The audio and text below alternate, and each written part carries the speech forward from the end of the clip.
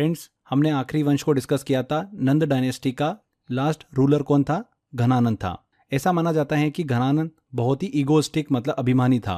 मगध के लोग उसे पसंद बिल्कुल भी नहीं करते थे। इसीलिए चंद्रगुप्त मौर्य ने कौटिल्य की हेल्प से घनानंद को हटाकर खुद का साम्राज्य जो है वो स्थापित किया।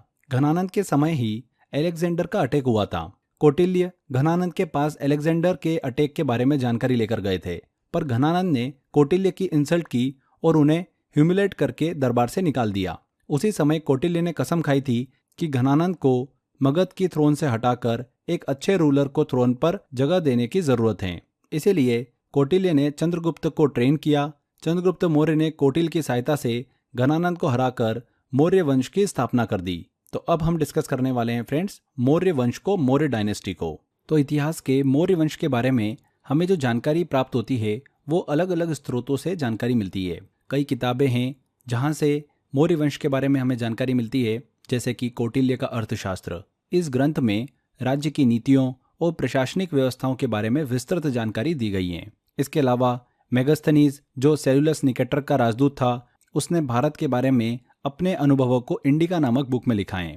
विशाख दत्त का मुद्रा राक्षस, यह ग्रंथ चाणक्य और चंद्रगुप्त के बीच की कहानी को दर्शाता है। इसके अलावा भारतीय और पौराणिक कथाओं के साथ साथ बौद्ध ग्रंथ भी इसमें शामिल हैं, जैसे कि श्रीलंका का दीपवंश और महावंश और तिब्बत का दिव्यावदान। ये वो पुराण और बौद्ध साहित्य हैं जहाँ से मौर्य वंश के बारे में हमें जानकारी प्राप्त होती है। इसके अलावा फ्रेंड्स पुरातात्विक स्रोत भी हैं जहाँ से मतलब आर्कियोलॉजिकल सोर्सेस, जिनसे हमें मौर्य समाज के बारे में पता चलता है। इसमें हमें सिक्कों, शिलालेखों और स्तंभ लेखों से जानकारी मिलती है। मौर्य एम्पायर के दौरान अलग अलग लिपियों में शिलालेख लिखे गए थे। उत्तर पश्चिम में खरोष्टी लिपि में, पश्चिम में ग्रीक और आरामिक लिपि में, पूर्व में ब्राह्मी लिपि में।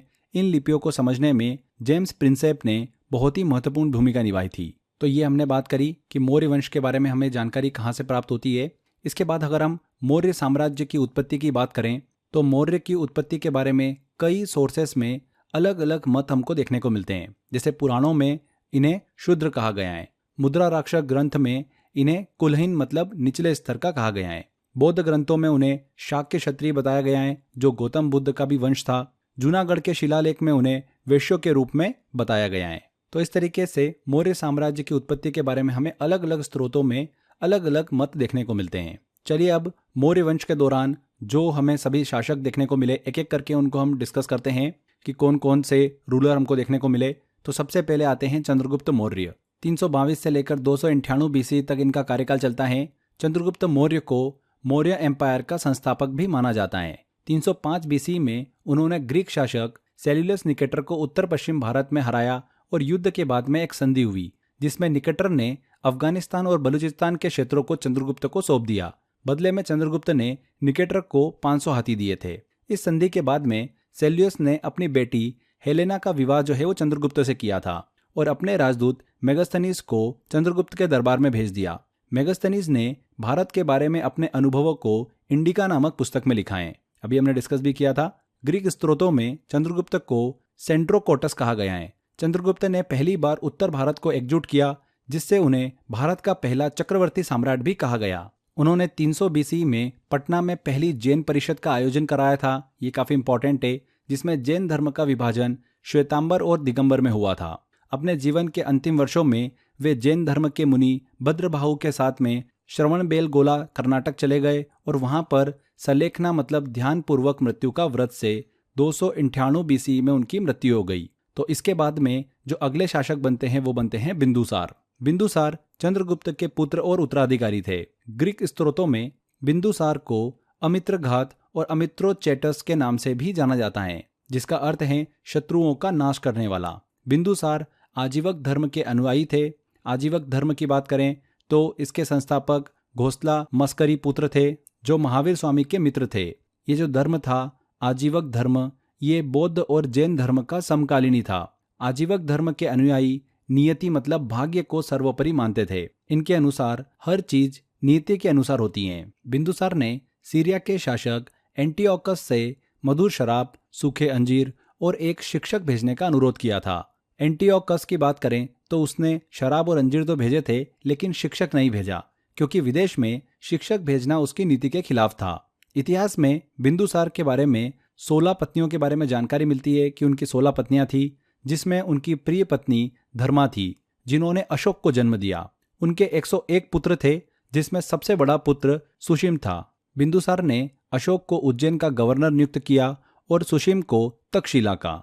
बिंदुसार को अलग अलग स्रोतों में अलग अलग नामों से पुकारा गया है, जैसे कि अमित्रकेटस यूनानी ग्रंथों में, संस्कृत ग्रंथों में इसे अमित्रघात या फिर अमित्रचटस, जैन ग्रंथों में सिंहसेन।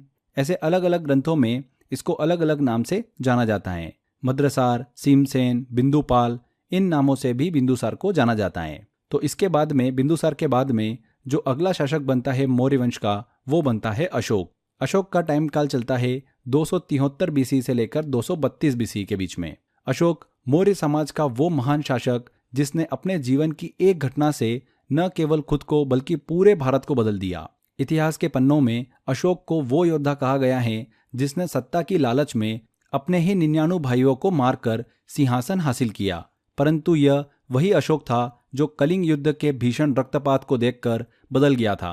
हिंसा के इस मंजर ने उसे इतना व्यवस्थित कर दिया कि उसने बौद्ध धर्म का मार्ग अपनाया। तो अशोक महान सम्राट के कार्यकाल के बारे में हम थोड़ा डिस्कस और करते हैं, जिसने धर्म के संदेश को पूरी दुनिया में फैलाने का संकल्प लिया और अपने शासन में पहली बार शिलालेखों मतलब इंस्क्रिप्शंस के माध्यम से जनता से संवाद किया। देखिए, सिंहासन प्राप्ति के लिए अशोक ने अपने भाइयों को भी मारा था। ऐसा माना जाता है कि अशोक ने थ्रोन को सुरक्षित करने के लिए 99 भाइयों की हत्या की थी और सिर्फ एक भाई विताशोक को जीवित छोड़ा था। ये कहानी हमें बौद्ध ग्रंथों में मिलती हैं, परंतु कई इतिहासकार इसे सही नहीं मानते हैं। इसके बाद अशोक पहले शासक थे फ्रेंड्स, जिन्होंने लोगों से संवाद करने के लिए शिलालेखों मतलब इंस्क्रिप्शंस का प्रयोग किया था, जो उस समय की एक अनोखी और प्रभावशाली विधि थी। देखिए, उस समय समाचार पत्र, रेडियो या फिर अन्य कम्युनिकेशन का कोई जरिया तो था नहीं, तो अशोक ने संदेशों को सीधे जनता तक पहुंचाने के लिए बड़े बड़े पत्थरों और स्तंभों पर अपने विचार और आदेश खुदवाए थे। ये शिलालेख पूरे साम्राज्य में अलग अलग जगहों पर स्थापित किए गए ताकि लोग उन्हें पढ़ सके या फिर सुन सके। अशोक को 273 बीसी में ही सिंहासन मिल गया था, लेकिन 4 वर्षों तक वह अपने साम्राज्य के गृह युद्ध मतलब सिविल वॉर में व्यस्त थे। इसलिए उनका औपचारिक राज्याभिषेक 269 बीसी में हुआ था। अशोक ने अपने जीवन में सिर्फ एक ही बड़ा युद्ध लड़ा था, जो कि था कलिंग युद्ध। यह युद्ध 261 बीसी में उनके राज्याभिषेक के 8 साल बाद लड़ा गया था। कहा जाता है कि इस युद्ध में इतनी हिंसा हुई थी, इतनी मौतों को अशोक ने देखा था, इतने दुखी हो गए थे कि उन्होंने बौद्ध धर्म अपना लिया था। किसी भी क्षेत्र को युद्ध से जीतने के बजाय धम्म से जीतने का निर्णय लिया, यानी भेरी घोष को धम्म घोष से बदल दिया। मतलब युद्ध के जरिए मिलने वाली विजय को हटाकर धर्म के माध्यम से विजय प्राप्त करना। यहाँ पर जो हम धम्म की बात कर रहे हैं उसको पाली भाषा में धर्म कहा जाता है। अशोक ने आगे देखिए फ्रेंड्स 251 बीसी में तीसरी बौद्ध परिषद का आयोजन भी कराया था, थर्ड बुद्धिस्ट काउंसिल का, जिसमें बौद्ध धर्म का तीसरा पिटक लिखा गया था। अशोक ने बौद्ध धर्म का प्रचार करने के लिए कई देशों में धर्म प्रचारकों को भेजा था। उन्होंने अपने बेटे महेंद्र और बेटी संघमित्रा को श्रीलंका भी भेजा था। अपने शासन के 10वें वर्ष में अशोक ने बोध गया और 20वें वर्ष में लुम्बिनी की यात्रा भी की थी। अशोक ने लुम्बिनी को टैक्स फ्री भी कर दिया था, जिसका प्रमाण हमें रुमिनदेई शिलालेख में देखने को मिलता है। इसके अलावा अशोक ने झेलम नदी के किनारे श्रीनगर की भी स्थापना की थी। अशोक की मृत्यु के बाद में मौर्य साम्राज्य को 2 भागों में विभाजित कर दिया गया। पश्चिम भाग को अशोक का बेटा कुणाल शासित कर रहा था और पूर्वी भाग को अशोक का पोता दशरथ शासित कर रहा था। हमें कल्हण के द्वारा लिखी गई राजतरंगिणी में यह जानकारी मिलती है कि अशोक की मृत्यु के बाद उनका बेटा जलोक कश्मीर पर शासन कर रहा था। मौर्य वंश के देखिए इसके बाद में अंतिम शासक की बात करें तो वो कौन रहा था? वृहद्रथ था, मौर्य वंश का अंतिम शासक, जिसे 185 बीसी में उसके सेनापति पुष्यमित्र शुंग ने हत्या करके शुंग वंश की स्थापना कर दी। तो मौर्य वंश के बाद में आता है शुंग वंश। देखिए शुंग वंश की तरफ चलें उससे पहले मौर्य साम्राज्य से रिलेटेड काफ़ी इंपॉर्टेंट इन्फॉर्मेशन है जो एग्जाम के अंदर पूछी जाती है, पहले हम वो डिस्कस कर लेते हैं। देखिए हमने अशोक के प्रमुख शिलालेखों के बारे में बात करी, इंस्क्रिप्शन ऑफ अशोक की, तो वो हम एक बार देख लेते हैं कि इंपॉर्टेंट शिलालेख कहाँ पर स्थित हैं। जोगढ़ शिलालेख की बात करें तो वो ओडिशा में स्थित हैं। धौली शिलालेख कहाँ पर स्थित हैं? ओडिशा में। कालसी उत्तराखंड में, एरगुडी आंध्र प्रदेश में, गिरनार गुजरात में, सोपारा महाराष्ट्र में इम्पोर्टेंट है, मानसेरा पाक अफगानिस्तान सीमा पर, और शाहबाजगढ़ी कहाँ पर है, अफगानिस्तान में। तो ये कुछ इंपॉर्टेंट इंस्क्रिप्शंस मतलब शिलालेख हैं अशोक के। अगर हम मौर्य साम्राज्य के पतन के कारण के बारे में बात करें तो अलग अलग हमको थ्योरी देखने को मिलती है। रोमिला थापर के अनुसार मौर्य साम्राज्य का पतन हाईली सेंट्रलाइज एडमिनिस्ट्रेशन के कारण हुआ था। वहीं एच.सी. राय चौधरी के अनुसार अशोक की शांतिवादी नीति जो थी उसने साम्राज्य को कमजोर कर दिया। वहीं एच.पी. शास्त्री की अगर थ्योरी के बारे में बात करें तो इनके अनुसार मौर्य लोग निम्न कुल के थे। जब ब्राह्मणों का प्रभाव बढ़ा तो मौर्य साम्राज्य का पतन शुरू हो गया। इसके अलावा और कई रीजन हमको देखने को मिलते हैं, जैसे मौर्य साम्राज्य की बड़ी सेना होने के कारण इकोनॉमी पर अधिक दबाव पड़ गया था, जिसके चलते साम्राज्य का पतन शुरू हो गया था। ऐसा भी माना जाता है कि अशोक के बाद के शासक कमजोर थे, जिससे साम्राज्य का विभाजन और पतन होने लगा। आगे देखिए, अगर मौर्यन एम्पायर के एडमिनिस्ट्रेशन की बात करें तो उसे 5 मुख्य भागों में विभाजित किया जा सकता है। पहला है सेंट्रल एडमिनिस्ट्रेशन। किंग या फिर रूलर राज्य का मुखिया होता था और राज्य के सभी ऑफिसर्स को नियंत्रित करता था। कौटिल्य के अनुसार राज्य के 7 मुख्य अंग होते थे, जिन्हें सप्तांग थ्योरी कहा जाता है। पहला राजा मतलब किंग, दूसरा सेक्रेटरीज, तीसरा टेरिटरी, चौथा फोर्ट, पांचवा ट्रेजरी, छठा आर्मी एंड सातवां फ्रेंड। राजा की सहायता के लिए एक मंत्री परिषद होती थी जिसमें कई लोग शामिल होते थे, जैसे कि युवराज, प्रिंस, पुरोहित, सेनापति मतलब आर्मी जनरल और उनके अन्य मंत्री, ये सभी उसमें शामिल होते थे मंत्री परिषद में। मौर्यन एम्पायर में उच्च पदस्थ अधिकारियों को तीर्थास कहा जाता था। क्या कहा जाता था? तीर्थास। और कुल 18 तीर्थास के बारे में जानकारी प्राप्त होती है। इसके बाद में प्रोविंशियल एडमिनिस्ट्रेशन की बात करें तो हर प्रांत का एक गवर्नर होता था उनके समय में, जो राज्य के सभी प्रांतों की देखरेख करता था। युवराज मतलब प्रिंस को प्रांतों का गवर्नर नियुक्त किया जाता था। इस समय के दौरान 5 मुख्य प्रांत हमको देखने को मिलते थे। पहला उत्तरपथ, जिसकी राजधानी थी, कैपिटल थी तक्षशिला। दूसरा अवंती, जिसकी राजधानी थी उज्जैन। प्राची, जिसकी राजधानी थी पाटलिपुत्र। कलिंग, जिसकी राजधानी तोशाली थी। वहीं दक्षिण पथ, जिसकी राजधानी स्वर्णगिरी थी। तो इन 5 प्रांतों के बारे में हमको उल्लेख देखने को मिलता है। इसके अलावा मौर्य एम्पायर के अगर हम म्युनिसिपल एडमिनिस्ट्रेशन की बात करें तो यहाँ पर सिटी की देखरेख का कार्य नागरिक नामक अधिकारी के हाथों में था। मेगास्थनीज के अनुसार शहर के प्रशासन को 6 कमिटीज मैनेज करती थी। प्रत्येक कमेटी में 5 सदस्य होते थे। ये कमिटीज शहर के मैनेजमेंट, उनकी सुरक्षा, पब्लिक फैसिलिटीज और डेवलपमेंट के लिए उत्तरदायी थी। मेगास्थनीज की बुक के अनुसार ही मौर्यन आर्मी को 6 कमिटीज द्वारा एडमिनिस्टर किया जाता था और हर कमेटी में 5 सदस्य होते थे। मौर्यन आर्मी के 6 मुख्य भाग थे। पहला इन्फेंट्री मतलब पैदल सेना, दूसरा कैवलरी घुड़सवार सेना, तीसरा एलिफेंट हाथी सेना, चौथा चैरियट्स रथ सेना, पांचवा नेवी नौसेना और छठा ट्रांसपोर्ट मतलब परिवहन। मौर्य काल के दौरान किंग जुडिशरी का हेड होता था और सबसे बड़ा कोर्ट भी राजा के अधीन ही होता था। सिविल कोर्ट्स को धर्मशिया न्यायालय के नाम से जाना जाता था, जिसके हेड को व्यवहारिका कहा जाता था। क्रिमिनल कोर्ट्स को कर्नाटक शोधन कहा जाता था। इसके हेड जो होते थे उन्हें प्रदेष्टा कहा जाता था। मौर्य साम्राज्य की अर्थव्यवस्था को डिस्कस करें तो मौर्यन एम्पायर की सफलता में उसकी इकोनॉमी का बहुत ही महत्वपूर्ण योगदान था। राज्य सभी इकोनॉमिक एक्टिविटीज को कंट्रोल करता था, जैसे कि माइनिंग, फॉरेस्ट, सॉल्ट, लीकर, इन सब की सेल और आम मैन्युफैक्चरिंग को कंट्रोल करते थे। राज्य ने इरिगेशन की सुविधा प्रदान की, जिसे सेतु बंद कहा जाता था, और इस पर वाटर टैक्स लिया जाता था उस समय। मौर्य साम्राज्य में पंच मार्क्ड कॉइन्स का उपयोग होता था, जिस पर मोर और पहाड़ों का डिजाइन बना होता था। मौर्य साम्राज्य में भरूच, सोपारा, तम्रालिप्ति ये सभी प्रमुख पोर्ट्स हुआ करते थे। मौर्य साम्राज्य के समय में राज्य जो था वो कई प्रकार के टैक्स लगाता था, जैसे कि भाग, बलि, उदक भाग, पिंदारक, हिरण्य, ये सभी टैक्स लगाए जाते थे। इसके अलावा मौर्य साम्राज्य की समाज व्यवस्था को डिस्कस करें तो मेगास्थनीज के अनुसार मौर्यन एम्पायर में सोसाइटी को 7 क्लासेस में डिवाइड किया गया था। पहला फिलोसोफर्स, दूसरा हैडर्स, तीसरा फार्मर्स, चौथा सोल्जर्स, पांचवा आर्टिजन्स, छठा मैजिस्ट्रेट और 7वां काउंसिलर्स। ये क्लासेस आर्थिक रूप से विभाजित थी, न कि सामाजिक रूप से। हर व्यक्ति का वर्ग उसके कार्य के आधार पर तय होता था। मौर्य एम्पायर में महिलाओं का उच्च स्थान था। वे डिवोर्स और रीमैरिज कर सकते थे। राजा की सुरक्षा में वुमेन सोल्जर्स को भी नियुक्त किया गया था। मेगास्थनीज के अनुसार मौर्य समाज में स्लेवरी नहीं थी, परंतु अर्थशास्त्र में हमें दासा कर्म कारस का उल्लेख मिलता है, जो एक प्रकार के दासों की तरह होते थे। मौर्य साम्राज्य से प्राप्त अगर हम कलाओं की बात करें, आर्ट फाउंड की बात करें, तो मौर्यन एम्पायर से अलग अलग प्रकार की कला प्राप्त हुई हैं, जैसे कि पिलर्स, स्तूप, केव्स, पॉटरी, स्कल्पचर्स, पैलेसेस, इन सभी के बारे में इंफॉर्मेशन प्राप्त हुई है। मौर्यन आर्ट की बात करें तो मुख्यतः ये रिलीजियंस और मोन्यूमेंटल थी। मौर्यन पिलर्स की बात करें तो इन्हें सैंडस्टोन से बनाया गया था। पिलर एडिक्ट्स की बात करें तो अशोक द्वारा ये बनाए गए प्रमुख स्तंभ हैं, जिनमें धार्मिक और नैतिक संदेशों को उकेरा गया था। ये स्तंभ मौर्यन एम्पायर के प्रमुख स्थानों पर स्थापित किए गए थे।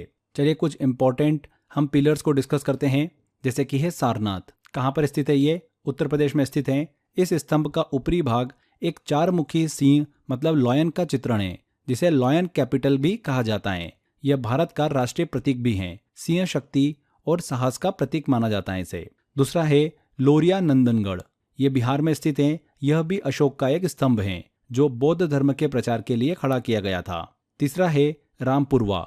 ये दिल्ली में स्थित है। इस स्तंभ के शीर्ष पर एक बेल मतलब बुल की आकृति उकेरी गई है। बेल को स्थिरता और शक्ति का प्रतीक माना जाता है। इसके बाद है प्रयाग प्रशस्ति। ये उत्तर प्रदेश में स्थित है। यह स्तंभ प्रयाग प्रशस्ति के नाम से प्रसिद्ध है, जिसमें कई महत्वपूर्ण ऐतिहासिक और धार्मिक संदेश अंकित हैं। इसे इलाहाबाद पिलर के नाम से भी जाना जाता है। इसके अलावा मौर्य साम्राज्य में स्तूपों का निर्माण भी देखने को मिलता है। स्तूप की बात करें तो ये एक ठोस संरचना है, मुख्यतः बौद्ध धर्म के रिलिक्स मतलब पवित्र अवशेष को सुरक्षित रखने के लिए बनाए जाते थे।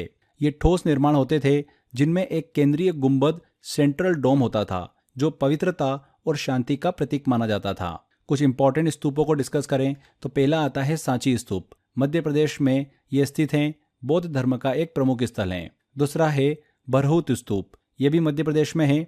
इस स्तूप के आसपास बौद्ध धर्म के कथानक दर्शाए गए हैं। तीसरा है धौली शांति स्तूप। ये ओडिशा में स्थित है। अशोक द्वारा निर्मित यह स्तूप बौद्ध धर्म के शांति संदेश का प्रतीक है। चौथा है धमेक स्तूप। ये सारनाथ उत्तर प्रदेश में स्थित है। यह स्तूप उस स्थान पर स्थित है जहां पर भगवान बुद्ध ने अपना पहला उपदेश दिया था। मौर्य साम्राज्य में दोस्तों रॉक कट केव्स मतलब पत्थर की गुफाएं भी देखने को मिलती हैं। साधु सन्यासियों के मेडिटेशन और साधन के लिए ये गुफाएं बनाई गई थी। इन गुफाओं को बड़े बड़े पत्थरों को काटकर निर्मित किया गया है। कुछ इंपॉर्टेंट इस तरीके की केव्स को डिस्कस करें तो पहला आती है बराबर हिल केव्स। ये बिहार में स्थित है। यह गुफाएं मौर्य काल में साधुओं के ध्यान के लिए बनाई गई थी। दूसरा है नागार्जुनी हिल केव। ये बिहार में स्थित है। ये गुफा भी ध्यान और साधना के लिए उपयोग में लाई जाती थी। इसके बाद मौर्य काल के पॉटरी और स्कल्पचर्स मतलब मूर्तियों के अवशेष भी प्राप्त होते हैं। पॉटरी की बात करें तो मौर्य काल में नॉर्थन ब्लैक पॉलिश्ड वेयर, उत्तरी काले चमकदार जो मिट्टी के बर्तन थे वो प्रमुख थे। यह एक प्रकार की सुंदर और काले रंग के बर्तन हुआ करते थे। स्कल्पचर्स की बात करें, मूर्तियों की बात करें तो मौर्य काल में कुछ महत्वपूर्ण मूर्तियां भी बनाई गई थी, जिनमें दीदारगंज यक्षिणी जो कि बिहार में स्थित है। ये एक महिला की मूर्ति है जो हाथ में पंखा चवरी लिए हुए हैं और इसे चवरी धारणी भी कहा जाता है। इसके अलावा अगले स्कल्पचर्स मतलब मूर्ति है धौली एलिफेंट। ये ओडिशा में स्थित है। यह हाथी की मूर्ति है जो कि अशोक के शासन काल में धम्म के प्रतीक के रूप में बनाई गई थी। तो ये हमने मौर्य साम्राज्य के पिलर्स, स्तूपों और स्कल्पचर्स और पॉटरी को डिस्कस किया, मतलब आर्ट फॉर्म को डिस्कस किया। आगे बात करते हैं। मौर्य एम्पायर में कई सारे ऑफिसर्स हमको देखने को मिलते थे, जिन्हें अध्यक्ष कहा जाता था। ये अध्यक्ष अलग अलग काम किया करते थे। ये भी इंपॉर्टेंट है। पहला अध्यक्ष होता था सन्निधाता, मतलब ट्रेजरी जो खजाने के प्रबंध के लिए जिम्मेदार होते थे, जो एम्पायर की वेल्थ मतलब धन को सुरक्षित रखने में अहम भूमिका निभाते थे। दूसरे अध्यक्ष होते थे सम्मरत, रेवेन्यू कलेक्शन राजस्व संग्रह की देखरेख करते थे, जो एम्पायर के एडमिनिस्ट्रेटिव और मिलिट्री एक्सपेंसेस के लिए आवश्यक था। तीसरे अध्यक्ष होते थे व्यवहारिक, सिविल मैटर्स में मुख्य न्यायाधीश थे जो कानून और व्यवस्था को बनाए रखते थे। चौथे थे प्रादेष्टा, क्रिमिनल जस्टिस की देखरेख करते थे, जो अपराधियों को सजा देने में जिम्मेदार होते थे। नेक्स्ट होते थे प्रादेशिक, ये डिस्ट्रिक्ट मजिस्ट्रेट के रूप में कार्य करते थे, जो डिस्ट्रिक्ट में कानून और व्यवस्था बनाए रखते थे। राजूकास भूमि का मूल्यांकन करते थे, जैसे कि आज के समय में पटवारी का काम होता है। युक्तास ये डिस्ट्रिक्ट लेवल पर रेवेन्यू मैनेजमेंट में हायर अथॉरिटीज के तहत काम करते थे। नगरक की बात करें तो सिटी एडमिनिस्ट्रेशन को मैनेज करते थे, जो अर्बन गवर्नेंस में एक महत्वपूर्ण भूमिका निभाते थे। एंड उस समय टोल का संग्रह करने के लिए शुल्काध्यक्ष होते थे, जो व्यापार और यात्रा से एम्पायर के रेवेन्यू को बढ़ावा देते थे। तो ये हमने मौर्य एम्पायर से रिलेटेड काफ़ी इंफॉर्मेशन कवर करी है। एग्जाम में इनसे क्वेश्चन पूछे जाते हैं, इसीलिए मैंने आपको ये सारे पॉइंट बताए हैं।